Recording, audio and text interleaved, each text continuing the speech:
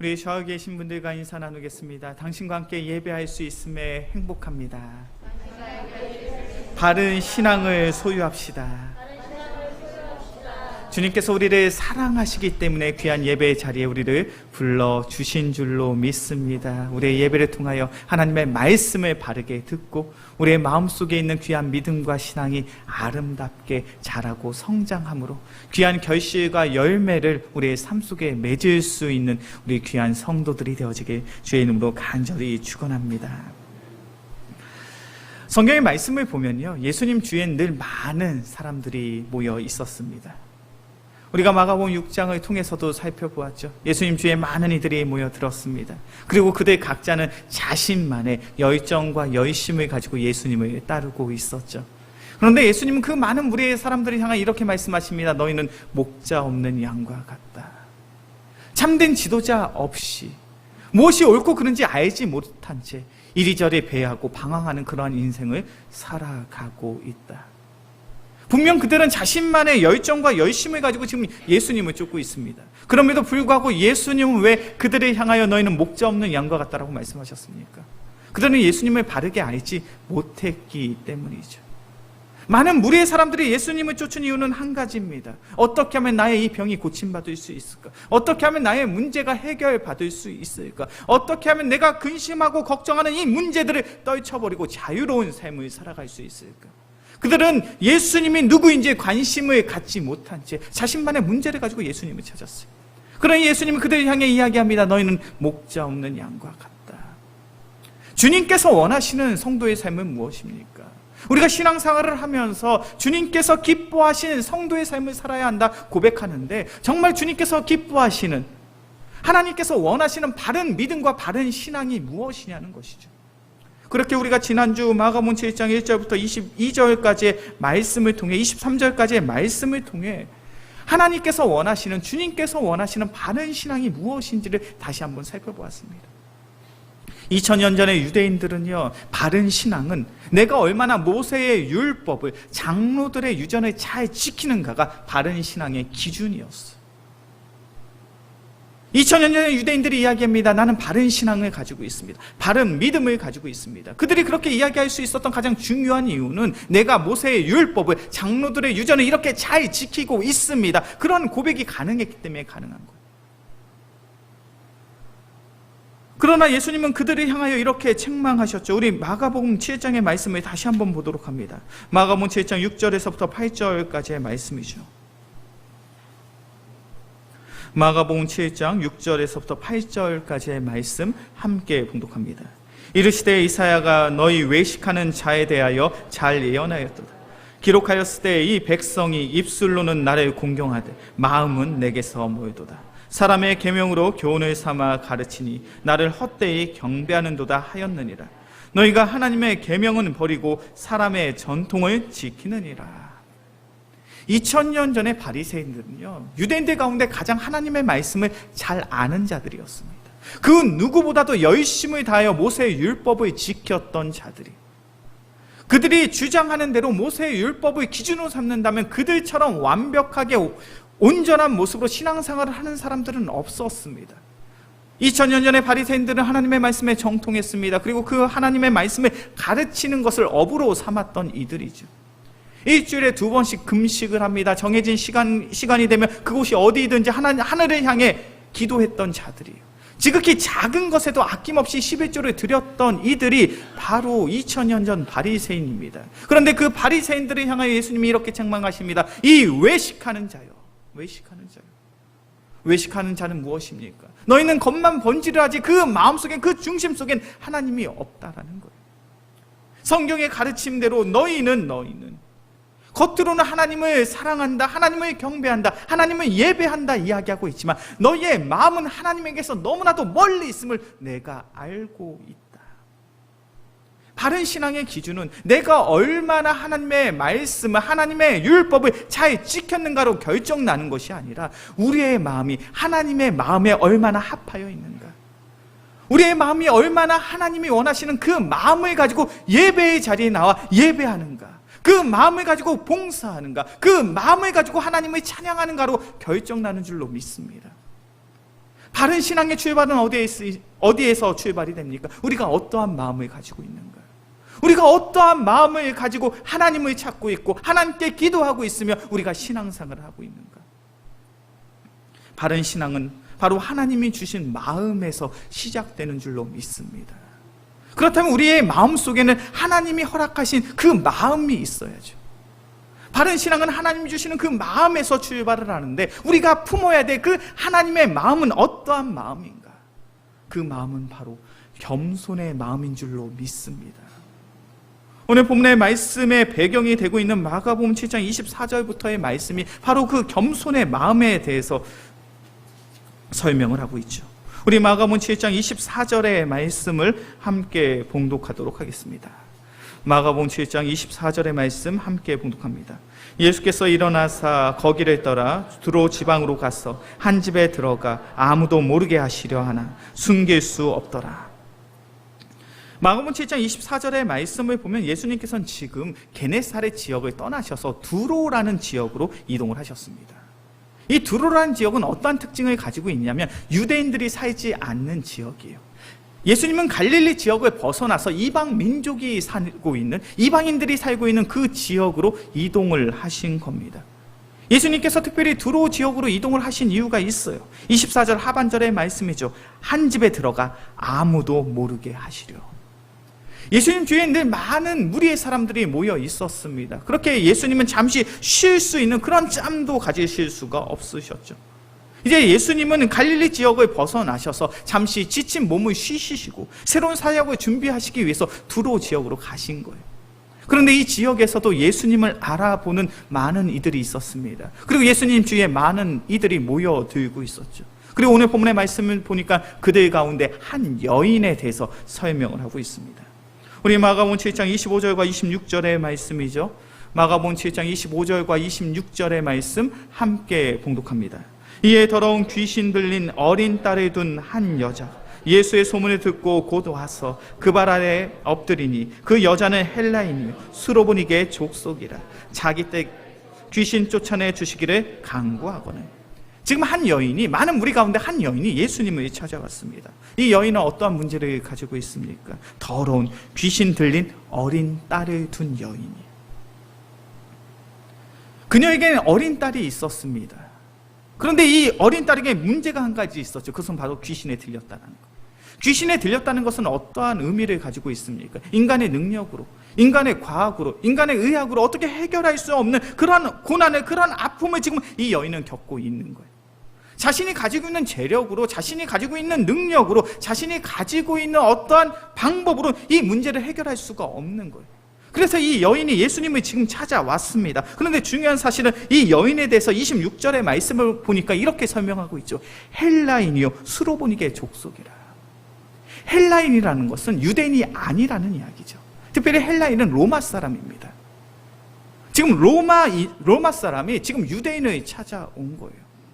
당시 유대인들은 로마의 속국이었습니다. 로마의 지배를 받고 있었어요.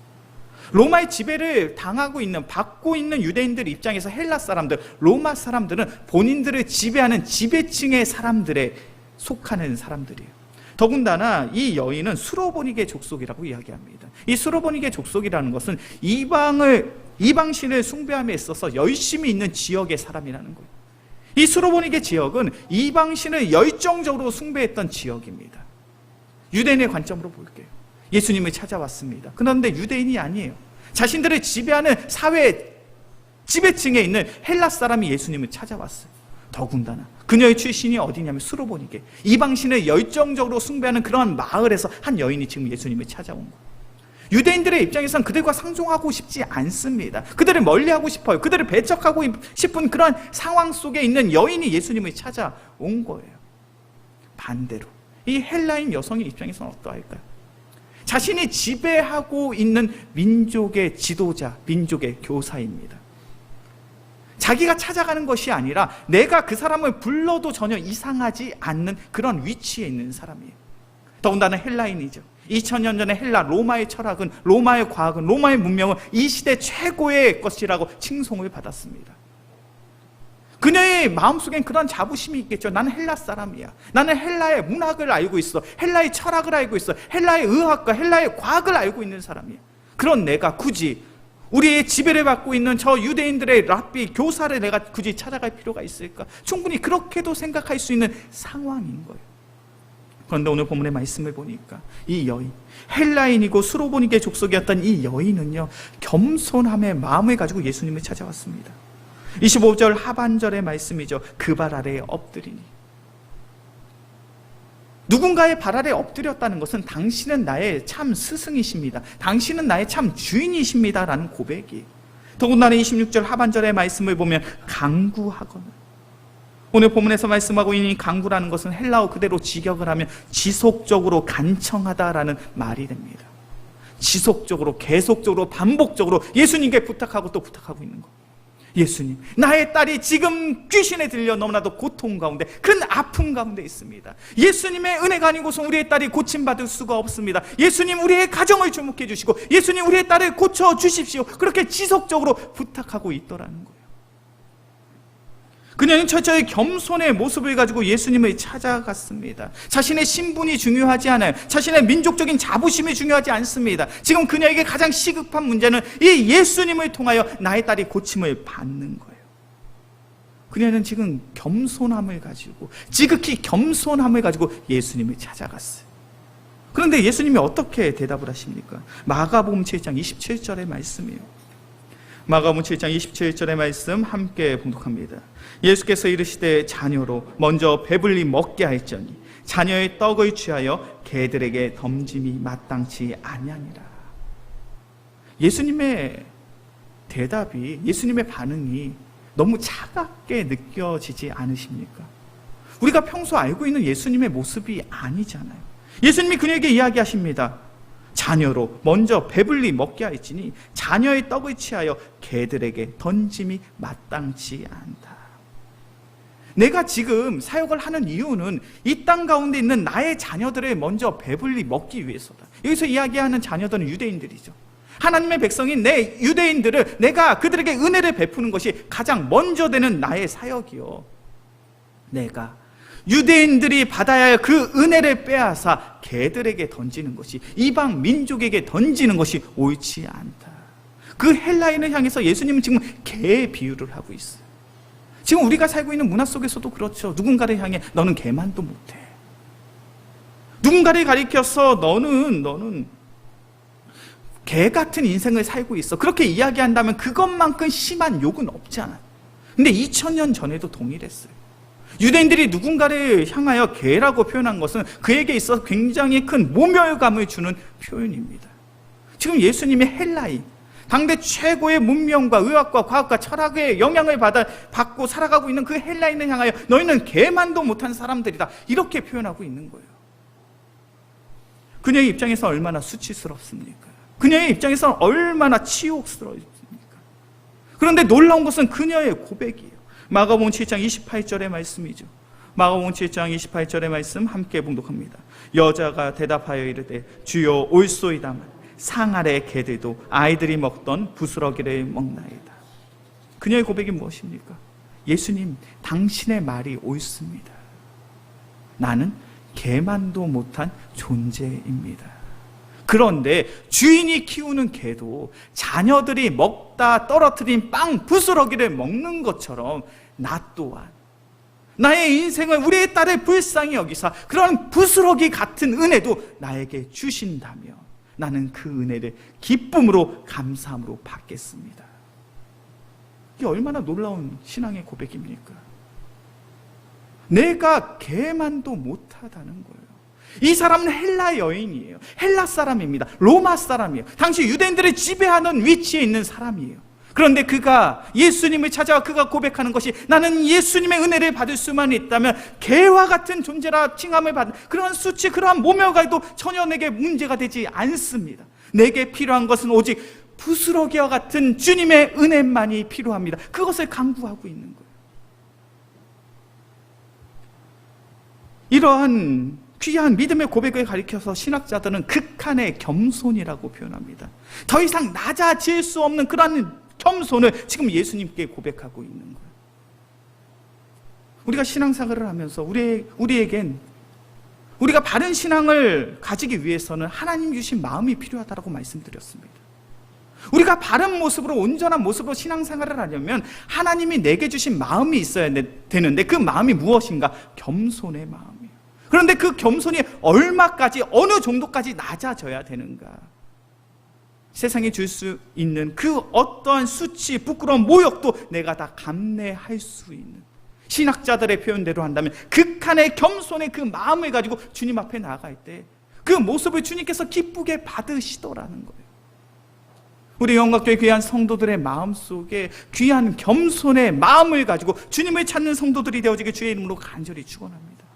그의 믿음이, 그의 고백이 얼마나 귀했는지 마태복음 15장 28절의 말씀을 보면 예수님은 그녀를 이렇게 칭찬하세요. 이에 예수께서 대답하여 이르시되 여자여 내 믿음이 크도다. 내 소원대로 되리라 하시니 그때로부터 그의 딸이 나으니라. 예수님 주위에 많은 사람들이 모여 있었죠. 특별히 예수님의 12명의 제자들도 그 기적의 현장에 있었습니다. 그런데 예수님의 제자들이 있음에도 불구하고, 많은 무리의 사람들이 있음에도 불구하고 그녀를 향해 이렇게 이야기합니다. 너의 믿음이 크도다. 너의 믿음이 아름답도다. 너의 믿음이 하나님의 참된 믿음이구나. 이렇게 이야기하시더라는 거예요. 그 겸손의 마음을 가지고 주님을 찾으니까. 우리가 신앙생활을 하면서 하나님의 마음을 구해야 될 줄로 믿습니다. 그런데 우리가 구해야 될 하나님의 마음은 바로 겸손의 마음이에요. 내가 예수 믿음으로 말미암아 수치스럽고 부끄럽고 모욕적인 그런 상황들과 억울한 일들이 일어난다 할지라도 그 모든 것을 감내하며 온전히 하나님의 은혜만을 구할 수 있는 우리 모두가 되어지길 주의 이름으로 간절히 축원합니다. 우리의 신앙생활이 그렇잖아요. 우리의 신앙생활들이, 우리가 신앙생활을 함에 있어서 참으로 좋은 일만 있었으면 좋겠어요. 참으로 감사한 일들만 있었으면 좋겠어요. 참으로 기쁜 일들만 있었으면 좋겠어요. 그런데 정작 우리의 신앙생활이 그렇습니까? 그렇지 않은 것 같아요. 겸손히 주를 섬길 때 괴로운 일이 많으나 구주여 내게 힘 주사.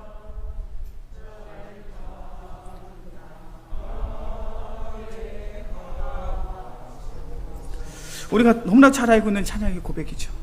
겸손히 주를 섬길 때 괴로운 일들이 많으나. 겸손함을 가지고 주님 앞에 나아가는데 예수 믿는 자로서 받지 않아도 될 모욕이 있습니다. 수치가 있어요. 조롱이 있어요. 그럼로 인하여 내 마음이 상처가 있고 아픔이 있고 내가 이러한 모습으로 왜 살아가야 되나, 그런 회감이 드는 순간들이 있겠죠. 그러나 겸손히 주를 섬길 때 괴로운 일들이 많으나 주님께서 우리의 삶 속에, 나의 삶 속에 귀한 은혜를 허락하여 주실 줄로 믿습니다. 그것이 우리가 신앙생활을 하는 이유와 목적인 거예요. 예수 믿는 자로서 받지 않아도 될 수치가 있고 받지 않아도 될 조롱이 있고 받지 않아도 될 지옥이 있지만 그것이 중요한 것이 아니라 나의 삶을 인도하시는, 그리고 나의 삶 속에 은혜를 부어주시는 그 주님을 바라본 귀한 성도의 삶, 우리가 그것을 기대하고 우리가 그것을 소망함으로 살아갈 수 있는 귀한 믿음의 성도들이 되어지길 주의 이름으로 간절히 축원합니다. 그렇다면 우리는 한 가지를 더 생각해 보셨으면 좋겠어요. 그렇다면 우리가 겸손의 마음을 가지고 주님 앞에 나갈 때 주님께서는 우리에게 어떠한 은혜를 주시는가? 우리 마가복음 7장 31절부터 37절까지의 말씀이죠. 마가복음 7장 31절에서부터 37절까지의 말씀, 제가 한 절, 우리 성도님들이 한 절 교독해서 보겠습니다. 예수께서 다시 두로 지방에서 나와 시돈을 지나고 데가볼리 지방을 통과하여 갈릴리 호수에 이르시매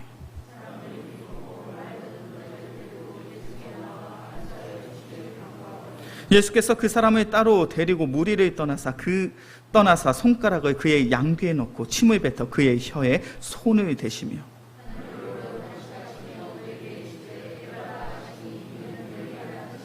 그의 귀가 열리고 혀가 맺힌 것이 곧 풀려 말이 분명하여졌더라.